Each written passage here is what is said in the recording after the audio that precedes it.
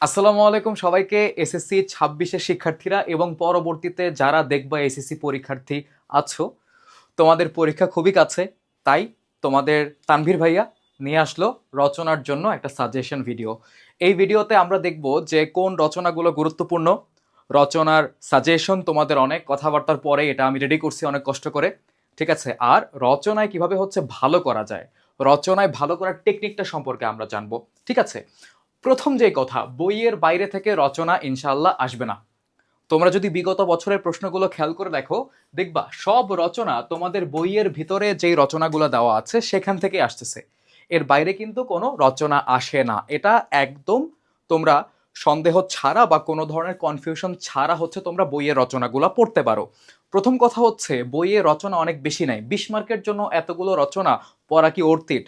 দেখো, এতটুকু তো পড়তেই হবে। যদি সবগুলো পড়তে পারো আলহামদুলিল্লাহ ভালো, কিন্তু তার ভিতরে হচ্ছে আমাদের কিছু কথা আছে। বিগত 3 বছরের প্রশ্ন অ্যানালাইসিস করে আমি যা দেখলাম যে আসলে এখানে 2023টা আমি আর আনি নাই, কারণ দেখলাম 24-25-এ যা প্রশ্ন এসেছে তাই হচ্ছে 23-এ এসেছে। 23-এ আলাদা করে তেমন কিছু আসেনি, নতুন কিছু আসেনি, ঠিক আছে। তো আমরা ধরো এই জায়গাতে 2024 আর 25-এর সালগুলা দেখো দেওয়া আছে, হলুদ কালারে 25 আর সবুজ কালারে হচ্ছে 24, মানে কোন সালে কতবার করে কোন রচনাটা আসছে। তো এইটার দিকে তোমরা যদি তাকাও, দেখো কিছু রচনা আবার আমি এই সাইডে লিখতেও পারি না, ওই পাশে চলে গিয়েছে। তোমরা মোটামুটি বুঝবা যে হচ্ছে কোনগুলা বেশি আসে কোনগুলা কম আসে। দেখো তোমরা এখানে খেয়াল করে যে বাংলাদেশের পর্যটন শিল্প, এটা কিন্তু ধরো মাত্র 2বার আমরা বোর্ডে আসছে দেখতেছি। বাংলাদেশের উৎসব এখানে এসেছে মনে করো 5বার, এরকম জগদীশ চন্দ্র বসু, রোকেয়া সাখাওয়াত হোসেন, এগুলা একবার একবার করে এসেছে বিগত 2 বছরে, ঠিক আছে। লঞ্চ ভ্রমণ, একটি ঝড়ের রাত, এগুলো এখন পর্যন্ত আসেনি বিগত 3 বছরে। কৃষি উদ্যোক্তা বলো, ঠিক আছে, ভাষা আন্দোলন বলো, বাংলাদেশের মুক্তিযুদ্ধ বলো, এটা 2-3বার করে এসেছে। একটা ইম্পর্টেন্ট জায়গায় আমরা এসে থামবো, সেটা হচ্ছে সময়ানুবর্তিতা। এটা অনেকবার এসেছে, তোমরা তাকাও। দেখো 2025 সালে 1, 2, 3, 4, 5, 6 6টা বোর্ডে সময়ানুবর্তিতা এসেছে, আর 2024 সালে 3টা বোর্ডে এসেছে। ওকে, আবার ক্রিকেট এবং ফুটবল এখন পর্যন্ত হচ্ছে বিগত 3 বছর আমরা দেখিনি। আর কৃষিকাজে বিজ্ঞান, ঠিক আছে, কৃষিকাজে বিজ্ঞানের তো মনে করো লিস্টের বাইরে চলে গেছে। এতবার হচ্ছে এটা আসছে, 25-এ আসছে কতবার দেখো, 24-এ আসছে কতবার দেখো, ওই পাশে আমার লিখতে হয়েছে। ওকে, তো মাদকাসক্তি গুরুত্বপূর্ণ, অনেকবার এসেছে দেখতে পাচ্ছ। বাংলাদেশের প্রাকৃতিক দুর্যোগ, এটা অনেকবার এসেছে। তোমরা সালটা এটা দেখলে তোমাদের একটা ভরসা জাগে যে আসলে কোনটা কতবার করে এসেছে। এটা যদি একটু দেখতে পারতাম। সময় স্বল্পতার জন্য তোমরা দেখতে পারো না। ওকে, তো বিশ্বকোষ এখনো আসেনি বিগত 3 বছরে। অদম্য অগ্রযাত্রায় বাংলাদেশ মাত্র 2বার করে এসেছে। এখন মোটামুটি তোমরা বুঝতে পারতেছো যে কোন রচনাগুলা বেশি আসে, কোন রচনাগুলা হচ্ছে কম আসে। এখন সাজেশন আমি যখন তোমাদেরকে দিব, সাজেশন মানে কি, এটা আমার মতামত। আমার কাছে মনে হয় এটা ইম্পর্টেন্ট, এটা কম ইম্পর্টেন্ট। আর এই জায়গাতে তো মনে করো যে আমরা তথ্য যা দেখতেছি যে কোনটা কতবার আসছে, এটা চোখের সামনেই দেখতে পাচ্ছি। এছাড়া মতামতের উপর ডিপেন্ড করে শুধুমাত্র যেগুলা বেশি আসছে সেগুলাই বারবার আসবে এটা কিন্তু বলা যায় না, ঠিক আছে। তো আমাদের দেখতে হবে যে কোনটা এসেছে, আসার সম্ভাবনা বেশি, বেশিবার এসেছে তাই আমরা বলবো যে এটা আসতে পারে। আর কিছু আছে যেগুলা কম কম এসেছে, কিন্তু একেবারেই যে আমাদের বাদ দিলে চলবে তা কিন্তু নয়। তো প্রথম কথা, রচনা সবগুলো একবার চোখ বুলিয়ে যেতে পারো। তাও তোমাদের রিভিশনের স্বার্থে যদি আমি তোমাদেরকে এই জায়গাতে বলে দেই যে কোনটা আমার কাছে হচ্ছে বেশি ইম্পর্টেন্ট মনে হয়। দেখো এই জায়গাতে কৃষিকাজে বিজ্ঞান, কৃষিকাজে বিজ্ঞান এটাকে হচ্ছে আমি 5 স্টার দিব, ঠিক আছে, স্টার আমি আর রাখলাম না। কৃষিকাজে বিজ্ঞান এটাকে 5 স্টার দিব, এটা খুবই ইম্পর্টেন্ট। দেখো তুমি যদি মনে করো কৃষিকাজে বিজ্ঞানটা পড়ো, তাইলে দেখবা হচ্ছে কি তোমার কমন পাওয়ার সম্ভাবনা একটু বেশি থাকে, ঠিক আছে। কৃষিকাজে বিজ্ঞান, মাদকাসক্তি এবং এর প্রতিকার, এটাকেও হচ্ছে আমি 5 স্টার দিব, ঠিক আছে। আর এছাড়া তোমার মনে করো বাংলাদেশের প্রাকৃতিক দুর্যোগ, 5 স্টার দিব, কারণ কি এটা অনেকবার এসেছে, অন্যগুলোর থেকে কম এসেছে কিন্তু এসেছে। তারপরে দেখো সময়ানুবর্তিতা তো খুবই গুরুত্বপূর্ণ, ঠিক আছে। দেখা যেতে পারে যে তুমি মাদকাসক্তি আর সময়ানুবর্তিতা যদি তোমার পড়ে যাও ভালো মতো, দেখা গেল তোমার কপাল ভালো, দুইটাই চলে আসছে, হতে পারে। এখন এটা না সম্পূর্ণ হচ্ছে মানে আমরা কখনোই মানে প্রেডিক্ট করতে পারবো না, অনুমান করতে পারবো না যে এটাই আসবে এটাই আসবে না। আমরা জাস্ট আমাদের ইম্পর্টেন্স গুলো দেখতে পারি, ঠিক আছে। তারপরে দেখো এই জায়গাতে যা আছে উপরে, এর ভিতরে হচ্ছে বাংলাদেশের উৎসব, এটা বেশি বেশি এসেছে, এটাকে আমরা দিব হচ্ছে 4 স্টার, মানে হচ্ছে এটার গুরুত্ব একটু কম, এটা কম এসেছে তাই। ওকে, তারপরে ধরো এই জায়গাতে আর বাদ বাকি আমরা যা দেখতে পাচ্ছি, অদম্য অগ্রযাত্রায় বাংলাদেশ থেকে শুরু করে হচ্ছে এই জায়গাতে বাংলাদেশের পর্যটন শিল্প, জগদীশ চন্দ্র বসু, রোকেয়া সাখাওয়াত হোসেন, ঠিক আছে, এগুলা মোটামুটি ইম্পর্টেন্ট, এগুলো একবার দুইবার তিনবার করে যেহেতু এসেছে সেজন্য। এখন এইবার আমরা এই কয়েকটা বাদে এই যে 4টা রচনা যে আমরা এই জায়গা থেকে দেখলাম, ঠিক আছে, এই 4টা রচনা যে আমরা এই জায়গা থেকে পয়েন্ট আউট করলাম, সেটা কি এই জায়গাতে আমাদের বাংলাদেশের প্রাকৃতিক দুর্যোগ আছে, মাদকাসক্তি এবং প্রতিকার আছে, কৃষিকাজে বিজ্ঞান আছে এবং সময়ানুবর্তিতা আছে। আমরা এগুলা বেশ ভালো করে পড়বো, ঠিক আছে, এগুলা কমন, এগুলা বেশ ভালো করে পড়বে, এগুলা থেকে কমন পাওয়ার সম্ভাবনা বেশি থাকে। কিন্তু কিছু রচনা যেগুলো হচ্ছে একদমই বাদ দিয়ে দেওয়া উচিত না, যেগুলো হচ্ছে অলরেডি একবার করে আসছে, একবার দুইবার করে আসছে, যেমন হচ্ছে কৃষি উদ্যোক্তা দুইবার এসেছে, ভাষা আন্দোলন দুইবার এসেছে, বাংলাদেশের মুক্তিযুদ্ধ দুইবার এসেছে। এগুলো কিন্তু খুবই সহজ, তোমার অনেক কিছু মনে রাখার দরকার নাই, তুমি একটু একটু করে হচ্ছে রিডিং দিয়ে যাও। তারপর বাংলাদেশের পর্যটন শিল্প বাদ দেওয়া উচিত নয়, একটু হলেও পড়ে যাওয়া উচিত। বাংলাদেশের উৎসব, এগুলা তোমরা বানিয়ে লিখতে গিয়ে অত ভালো মতো লিখতে পারো না, এগুলা হচ্ছে তোমাদের দেখে যাওয়া উচিত। জগদীশ চন্দ্র বসু, রোকেয়া সাখাওয়াত হোসেন, এটা আমি কেন পয়েন্ট আউট করতেছি না, কারণ হচ্ছে এগুলো একবার করে আসছে। কোনো কোনো বোর্ডের কখনো পরীক্ষকদের মনে হয় যে একটু মানে তোমার আনকমন কিছু দিবে, তারা দেয়, বাট এটা পড়েই যাবা, এটা আসবে, এটা আমি বলবো না, ঠিক আছে। তারপরে ধরো এই জায়গাতে আর কি আছে, এই জায়গাতে আছে হচ্ছে তোমার নিচের দিকে যদি আমরা যাই তাহলে দেখো এখানে হচ্ছে তোমার অদম্য অগ্রযাত্রায় বাংলাদেশ, এটা কয়বার এসেছে, এটা দুইবার এসেছে। এখন এইবার এক্সট্রা করে মানে আমি যেগুলাকে স্টার্ট দিয়েছে সেগুলো গুরুত্বপূর্ণ, যেগুলাকে অ্যারো দিলাম সেগুলো দেখে যাবা। কয়েকটা রচনা তোমাকে একটু খেয়াল রাখতে হবে, এগুলা কিন্তু হুট করে চলে আসতে পারে, যেমন বাংলাদেশের ফুটবল, ঠিক আছে, বাংলাদেশের ফুটবল, কারণ কি রিসেন্টলি হচ্ছে কি বাংলাদেশের অনূর্ধ্ব 20 টিম, অনূর্ধ্ব 20 ফুটবল টিম হচ্ছে কি সাফ চ্যাম্পিয়নশিপ জয় করেছে। তো এই জন্য হচ্ছে আমার কাছে মনে হইলো যে ফুটবলটা এখন রিসেন্টলি কিছু একটা হয়েছে রেলিভেন্ট, প্রাসঙ্গিক, এটা চলে আসতে পারে, যেটা একবারও আসেনি। এরকম কিন্তু হয় যে কখনো আসেনি, প্রথমবার চলে আসলো, যেমন দেখো এই যে রোকেয়া সাখাওয়াত হোসেন একবার করে আসছে বিগত 3 বছরে।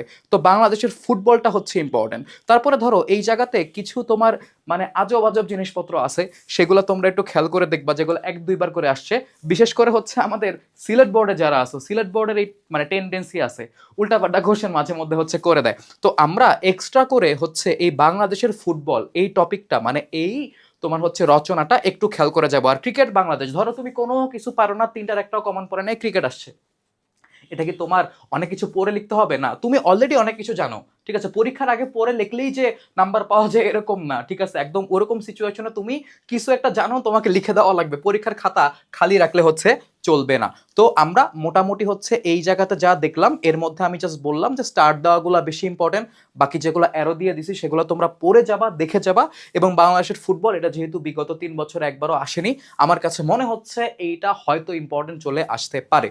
তো দেখো এখন আমরা পরবর্তীতে যাই, রচনায় কিভাবে ভালো করতে হবে। খেয়াল করে দেখো, সাইজ নাকি টাইম ইম্পর্টেন্ট, কোনটা ইম্পর্টেন্ট, কতটুকু লিখলাম নাকি হচ্ছে কতটুকু কোয়ালিটিফুল ভাবে লিখলাম। দেখো এই জায়গার কোশ্চেন আর অ্যান্সার একটাই, তোমরা যখন লিখতে যাও তখন তোমাদের কাছে মনে হয় কি যে ভাইয়া আমি আসলে কয় পেজ লিখলে নাম্বার পাবো। দেখো এরকম কোনো কথা নাই যে 20 পেজ লিখলে তুমি নাম্বার পাবা, 30 পেজ লিখলে তুমি নাম্বার পাবা। তুমি 40-50 পেজ লিখেও নাম্বার না পেতে পারো যদি তোমার রচনার ভিতরে কয়েকটা জিনিস না থাকে। প্রথমত তুমি কত পেজ লিখবে এটা ভুলে যাও, তুমি নর্মাল যেই স্পিডে হচ্ছে লেখো সেই স্পিডে লিখে যাবা, তুমি চিন্তা করে করে লিখে যাবা। তুমি মনে রাখবা যে তোমার জন্য সময় আছে 50 মিনিট থেকে 60 মিনিট, ঠিক আছে, কতক্ষণ সময় আছে সাইডে লিখে, এখানে হচ্ছে কালি আসতেছে না, এটা হচ্ছে তোমার 50 মিনিট থেকে 60 মিনিট তুমি রচনার জন্য রাখবা। কত? 50 মিনিট থেকে 60 মিনিট। এই 50 মিনিট থেকে 60 মিনিটের ভিতরে তুমি যতটুকু লিখতে চাও লিখতে পারো। তুমি রচনার জন্য এর থেকে বেশি সময় সচরাচর বাঁচাতে পারো না, অনেকে আছে 1 ঘন্টা 10 মিনিট থাকে রচনা লেখার জন্য। আরেকটা বিষয়, রচনা কখন লিখবো? একদম লাস্টে, রচনা কখনোই শুরুতে স্টার্ট করবা না, তাহলে এটা একদম বড় একটা বোকামি, বুঝছো। অনেক সময় দেখা যায় রচনা খুব কমন পড়ে গেছে, তুমি রচনা দিয়ে শুরু করো, এমন মনের মাধুরী মিশিয়ে লেখো যে রচনা লিখতে লিখতে তোমার দিন চলে যায়, এটা করলে হবে না। তোমার কিন্তু আরো আইটেম আছে, রচনায় 20 মার্ক, অন্যান্যগুলোতেও 10-10 করে কিন্তু নম্বর আছে, এটাও কিন্তু ইম্পর্টেন্ট, তোমাকে মাথায় রাখতে হবে। রচনা নিয়ে তোমাদের মাথায় টেনশন থাকে বেশি, তো আমি সময় রাখবো 50 থেকে 60 মিনিট।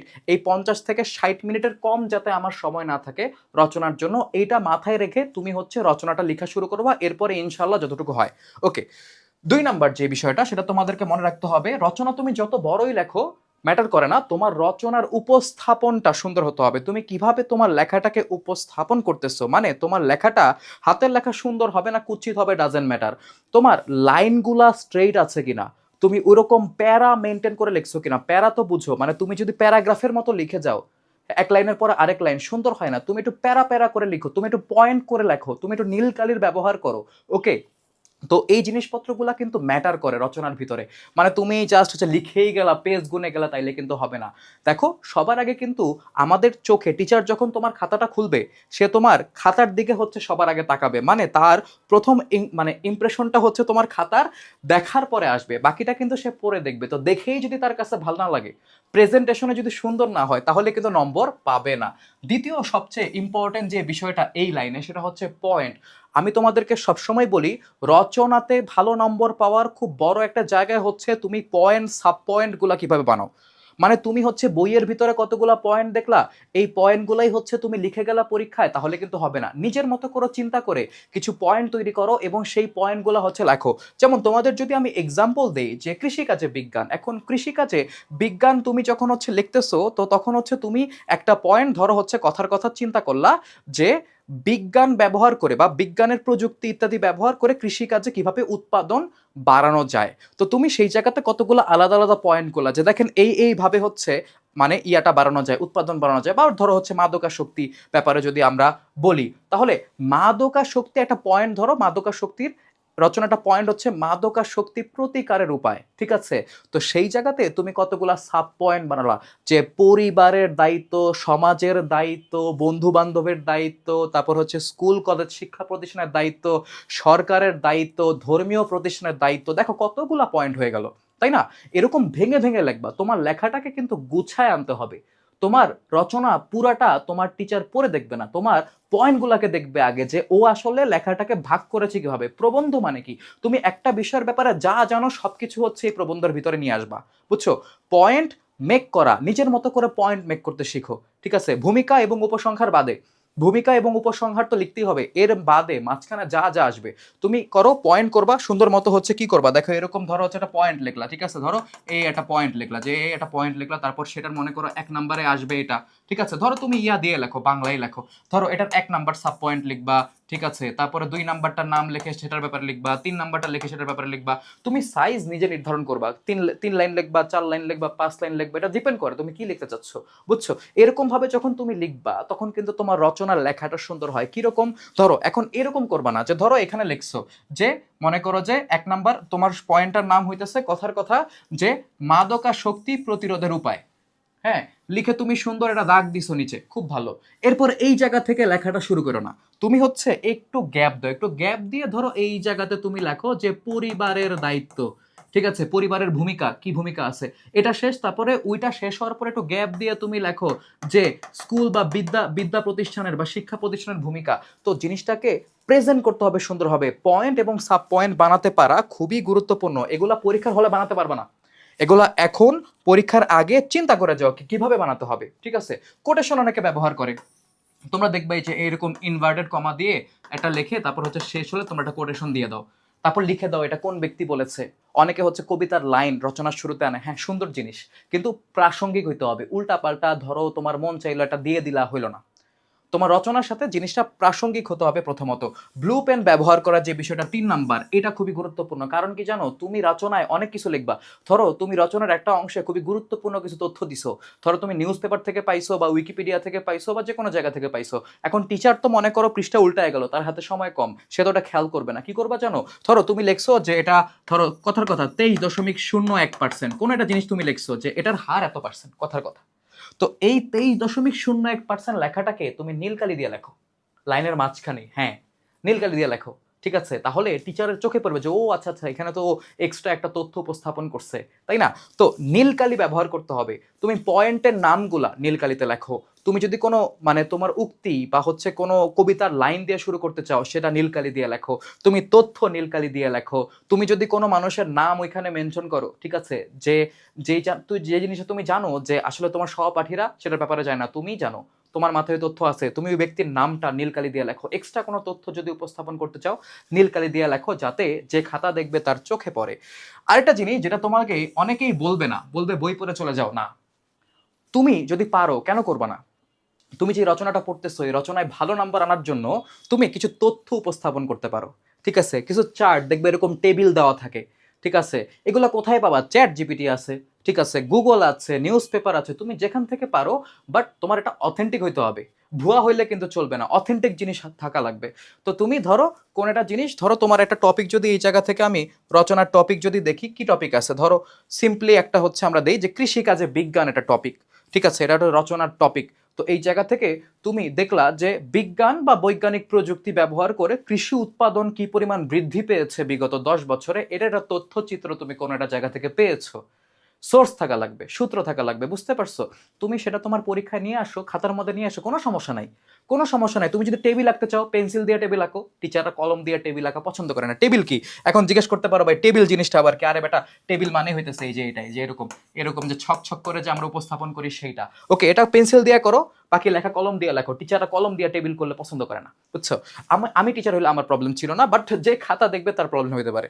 তো এই যে চার্ট নিয়ে আসলা, টেবিল নিয়ে আসলা, বা তুমি নিউজ পেপারে দেখছো এরকম একটা গ্রাফ দেওয়া আছে, যে দেখছো না তোমরা, এই যে এরকম গ্রাফে যে তোমার মাত্রা দেওয়া থাকে বিভিন্ন, এটা এত পার্সেন্ট, এটা এত পার্সেন্ট, এটা এত পার্সেন্ট থাকে না?